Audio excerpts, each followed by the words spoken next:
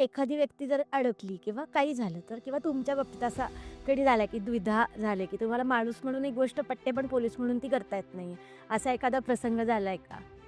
जर आठवत असेल की पहिल्यांदा ज्यावेळेला अंतुले मुख्यमंत्री होते, तर त्यावेळेला शरद जोशी म्हणून आपल्याकडे शेतकरी आंदोलनाचे प्रमुख होते आणि कांद्याला भाव मिळाला पाहिजे ही मागणी कायमच आहे. म्हणजे तेव्हापासून आहे ती आजही आहे. जे ते आजही नाही, कालच्याही पेपरमध्ये होतं. आजही आजही लासलगावच्या लोकांचं म्हणणं हेच असतं की आम्हाला कांद्याला भाव नाही, आणखी आता 5-6 रुपयांनी कांदा विकावा लागतोय वगैरे.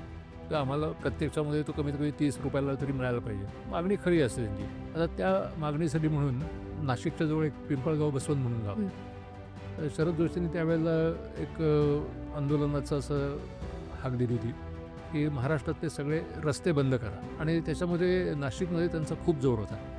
विशेषतः पिंपळगाव बसवंत किंवा त्याच्या पुढची जी अजून बाकी काय काय गावं होती ती. तर माझी नेमणूक त्या पिंपळगाव बसवंतला झालेली होती आणि आम्हाला सांगितलं होतं की हे असं आंदोलन होईल तेव्हा तुम्ही ते काळजी घ्या.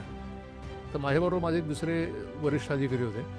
ते तिथूनच पुढे अजून एक 100 किलोमीटरवरती दुसऱ्या एका गावाला होते. तर आम्ही सकाळीच तिथे गेल्यानंतर जेव्हा लोकं यायला सुरुवात झाली तेव्हा सुरुवातीला एक 100-150 लोकं असतील, परंतु ते 100-150 लोकं असतानाच आम्ही त्यांना थोडासा माइल्ड असा लाठीचार्ज केला आणि त्यांना तिथे येऊ दिलं नाही, आणि त्यामुळे रस्ता क्लिअर राहिला आणि काही विशेष आंदोलन वाढलं नाही. याच्या उलट जे 100 किलोमीटरवरती दुसरे आमचे अधिकारी होते तिथे सगळे लोक एकत्र झाले आणि ते शांततापूर्ण आंदोलन म्हणता म्हणता ते कधी प्रक्षोभक होऊन कधी त्याच्यात व्हायलन्स सुरू झाला काही कळलंच नाही, आणि शेवटी गोळीबार करायची वेळ आली आणि त्याच्यामध्ये काही लोकही जीव त्यांचा गेला.